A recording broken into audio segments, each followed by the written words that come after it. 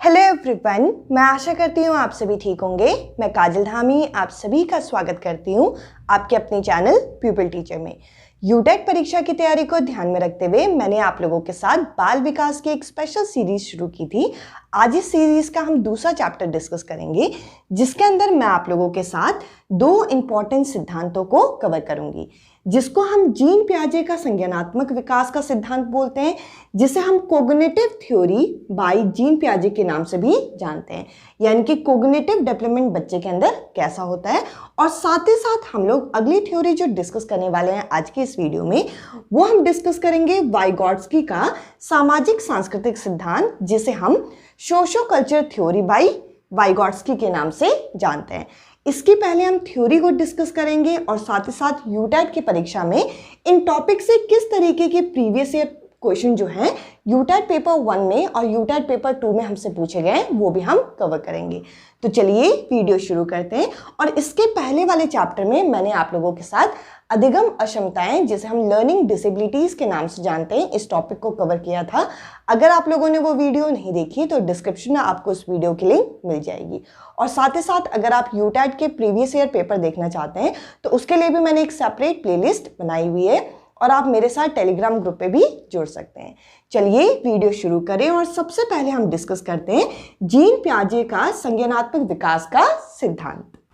अब चलिए आगे बढ़ते हैं और जीन पियाजे के संज्ञानात्मक विकास के सिद्धांत को जरा डिटेल में डिस्कस करते हैं।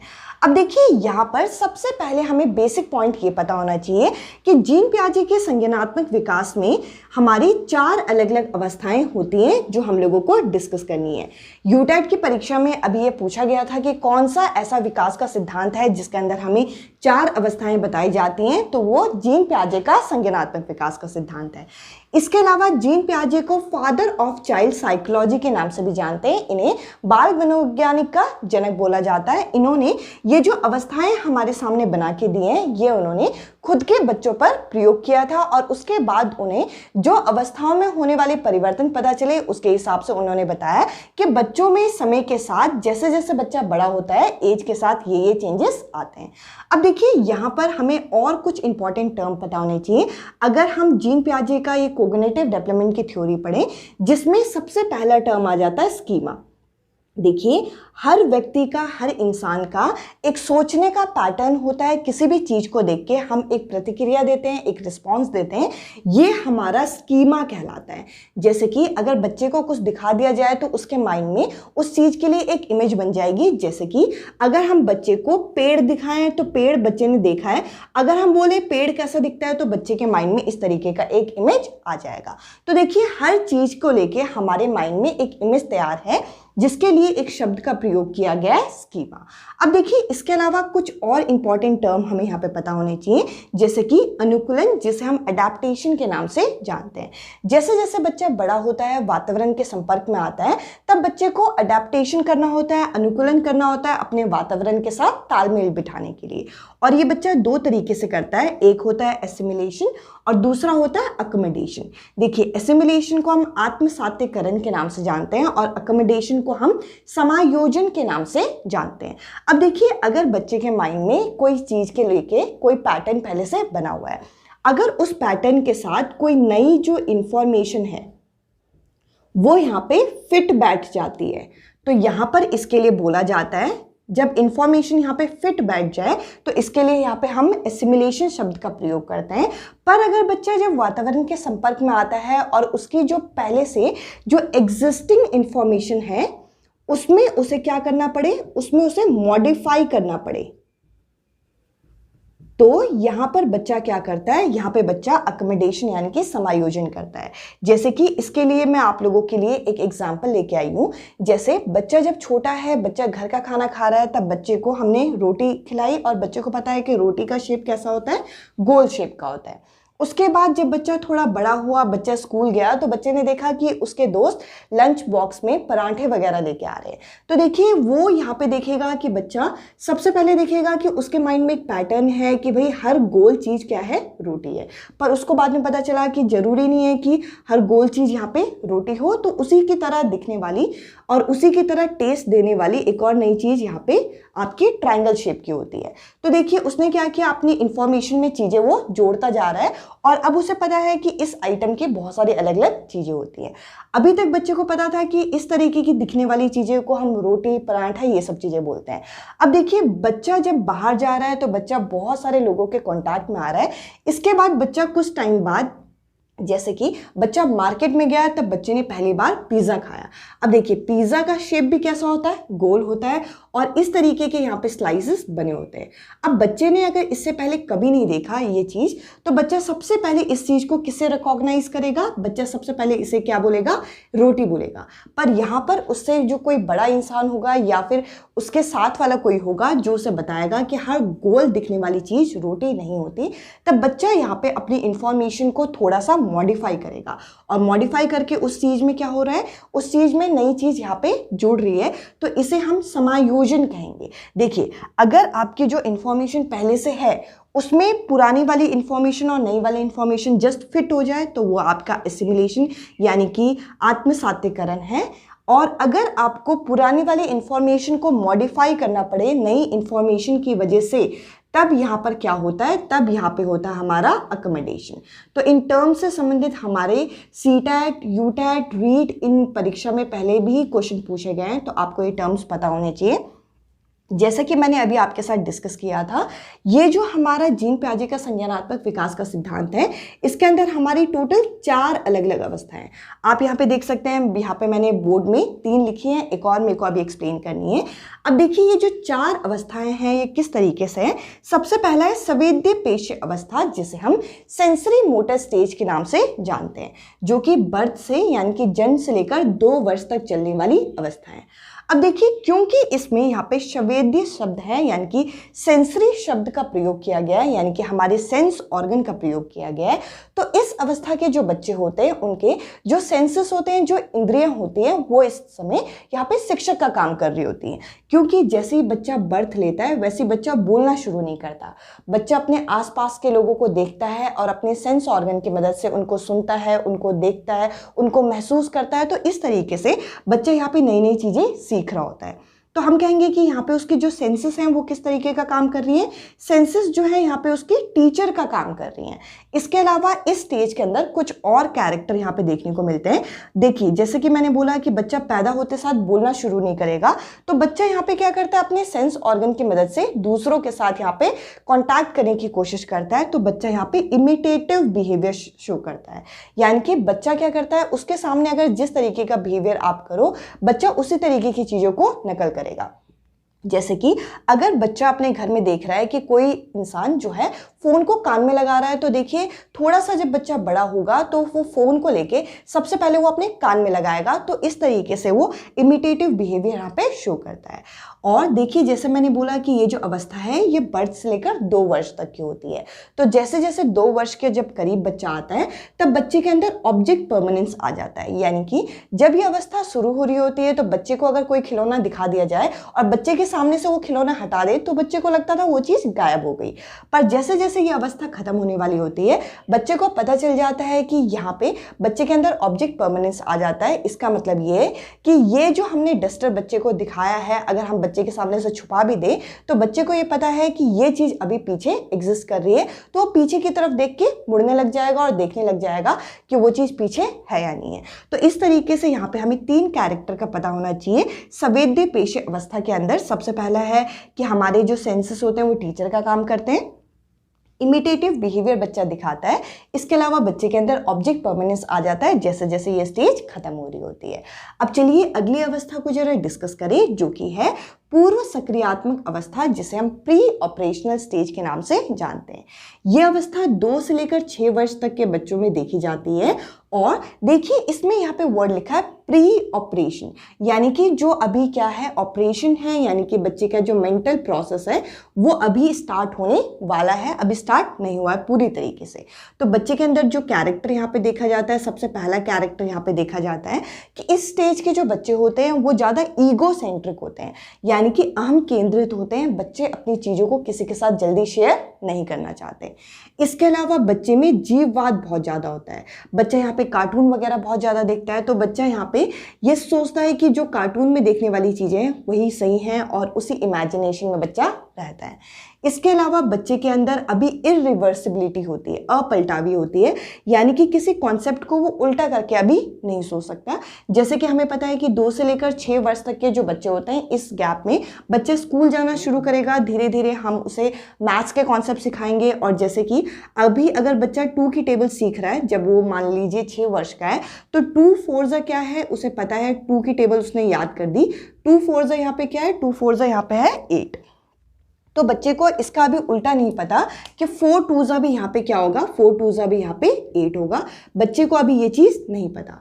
तो देखिए इरिवर्सिबिलिटी रहती है, अभी अपलटावी रहती है, बच्चा अभी कॉन्सेप्ट को पूरी तरीके से रिवर्स नहीं कर पाता। इसके अलावा जो अगली अवस्था यहाँ पे बताई गई है, यह है मूर्त सक्रियात्मक अवस्था, जिसे हम कॉन्क्रीट ऑपरेशनल स्टेज के नाम से जानते हैं। मूर्त यानी कि कॉन्क्रीट जो होती है वो सॉलिड चीज़ें होती हैं, जिसको दिखा के हम बच्चे को अभी समझा रहे हैं चीज़ें। इस स्टेज के बच्चों को अगर आप चार्ट, मॉडल, इन सब चीज़ों से पढ़ाएंगे तो बच्चा जल्दी से उस कॉन्सेप्ट को सीख पाएगा। अब देखिए यहाँ पे जो बच्चे के लॉजिक है, जो बच्चे के तर्क है, वो यहाँ पे कॉन्क्रीट चीज़ों के लिए डेवलप हो चुके हैं, जो सॉलिड चीज़ें होती हैं। इसके अलावा बच्चे में कंजर्वेशन यानी कि संरक्षण आ जाता है। बच्चा यहाँ पे एरिया, वॉल्यूम, इनका कॉन्सेप्ट यहाँ पे सीखने लग जाता है कि कितनी मात्रा में कोई चीज़ है, बच्चा इस कॉन्सेप्ट को यहाँ पे सीख पा रहा है। अगर बच्चे को यहाँ पे दिखाया जाए इक्वल मात्रा में अगर पानी, तो बच्चा समझ जाएगा कि दोनों में बराबर पानी है। और इसके अलावा यहाँ पे ट्रांजिटिविटी भी आ जाती है। ट्रांजिटिविटी मतलब कंपैरिजन बच्चा कर सकता है।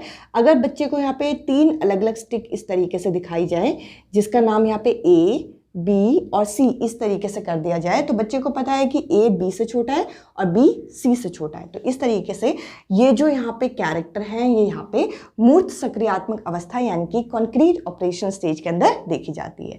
अभी देखिए हमने जीन पियाजे के संज्ञानात्मक विकास की 3 अलग अलग अवस्थाओं को डिस्कस किया। सबसे पहले संवेद्य पेशी अवस्था, फिर पूर्व सक्रियात्मक अवस्था और उसके बाद मूर्त सक्रियात्मक अवस्था। अब चलिए आखिरी अवस्था को जरा डिस्कस करें और उसके बाद हम लोग वाइगॉट्स्की का सामाजिक सांस्कृतिक सिद्धांत भी देखेंगे। अब चलिए अब हम आखिरी अवस्था डिस्कस करते हैं, जो कि है औपचारिक अवस्था, जो कि जीन पियाजे के संज्ञानात्मक विकास की अवस्था है, जिसे हम फॉर्मल ऑपरेशन स्टेज के नाम से भी जानते हैं। इस अवस्था के जो बच्चे होते हैं वो 12 वर्ष या फिर 12 वर्ष के ऊपर के देखे जाते हैं। अब देखिए यहाँ पर इस अवस्था तक आते आते बच्चे के अंदर अमूर्त चिंतन आ जाता है, यानी कि एब्स्ट्रैक्ट चीज़ों के लिए वो थिंकिंग करने लग जाते हैं, यानी कि चीज़ों को वो इमेजिन करने लग जाते हैं, उनके आसपास की चीज़ों को, और इमेजिनेशन से वो चीज़ों के बारे में चीज़ें सीखने लग जाते हैं। अब देखिए इस अवस्था के अंदर बच्चे के अंदर हाइपोथेटिकल डिडक्टिव रीजनिंग आ जाती है, यानी कि किसी कॉन्सेप्ट के अंदर डीप में जाके वो किस तरीके से रिस्पॉन्स करेंगे, ये चीज़ बच्चे के अंदर आ जाता है। और साथ ही साथ बच्चा यहाँ पे डाइवर्जेंट तरीके से, यानी कि बच्चा एक प्रॉब्लम के एक से ज़्यादा सोल्यूशन यहाँ पे सोचने लग जाता है। बच्चा क्रिएटिव तरीके से बच्चा किसी चीज़ के बारे में सोचता है।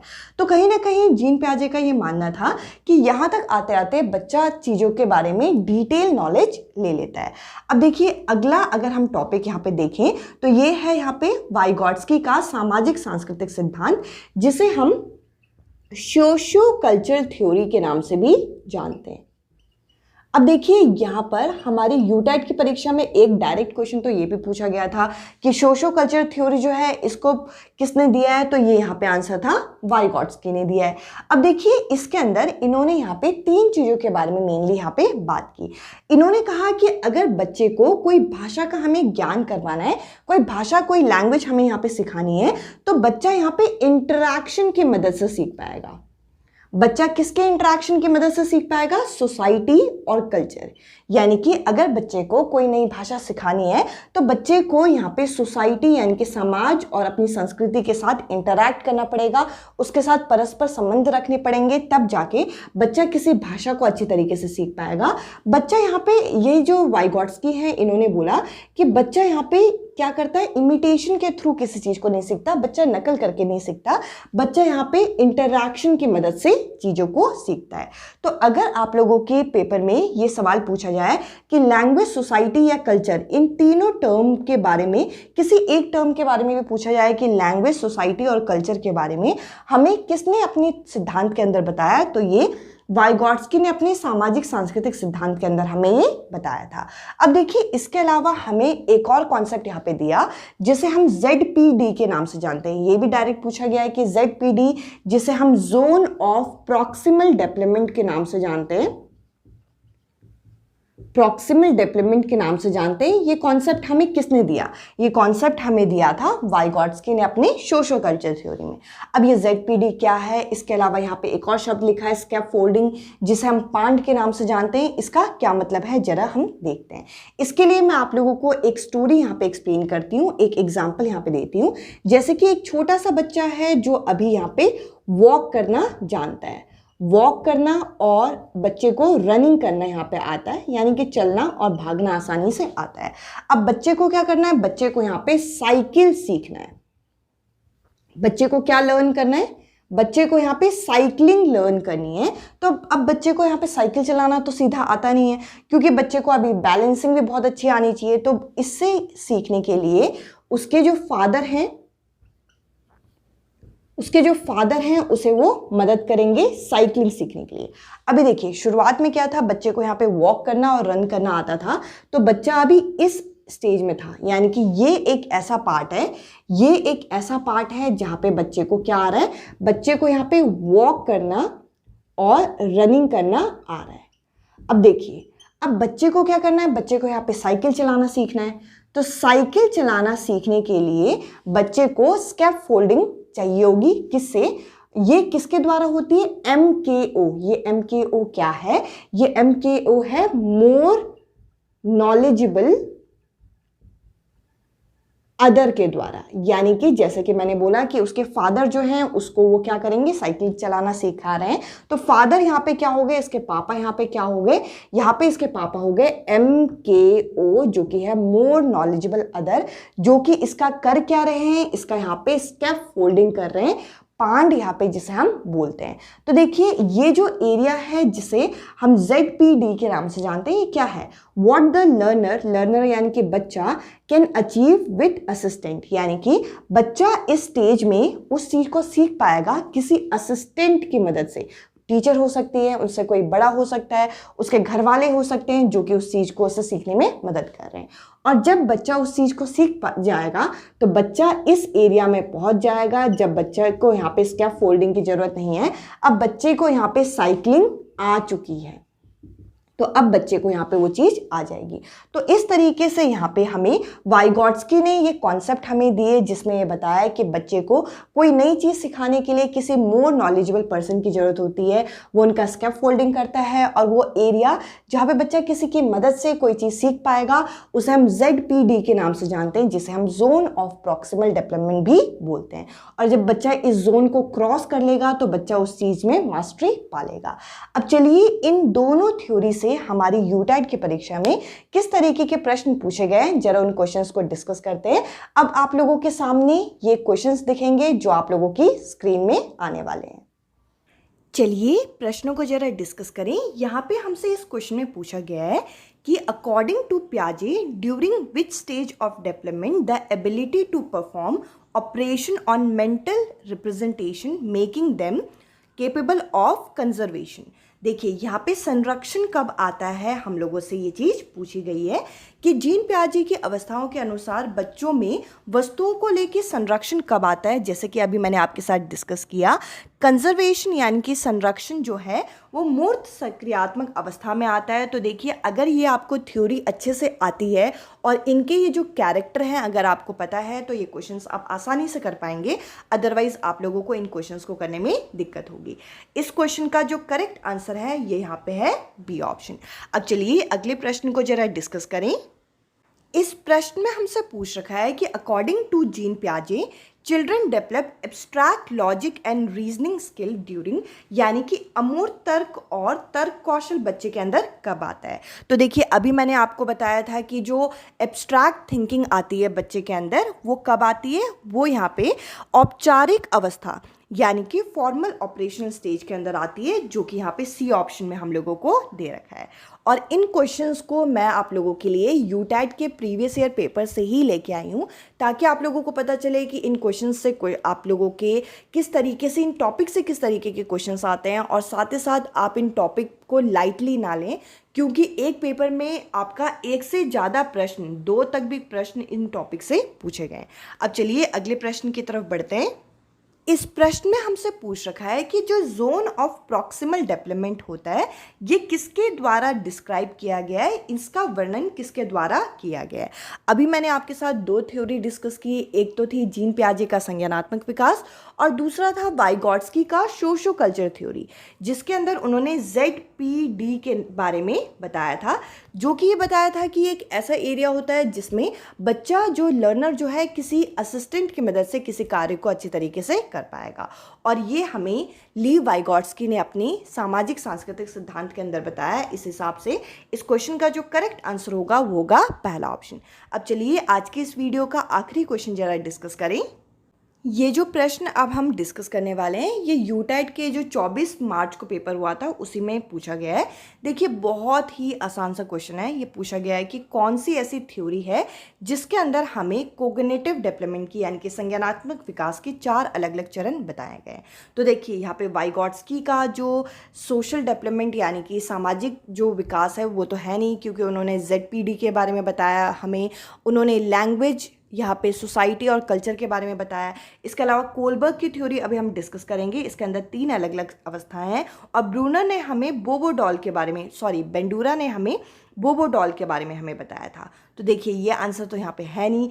और जो 4 अवस्थाएं हमें बताई गई हैं, 4 मेजर जो स्टेजेस हमें बताई गई हैं, जीन पियाजे के संज्ञानात्मक विकास के सिद्धांत के अंदर बताई गई हैं। इस क्वेश्चन का पहला जो ऑप्शन है ये करेक्ट आंसर है। आई होप ये वीडियो आप लोगों को पसंद आई होगी। इस वीडियो में इतना ही। अब मैं आपसे मिलूंगी अगली वीडियो में अगले टॉपिक के साथ। Bye bye, take care.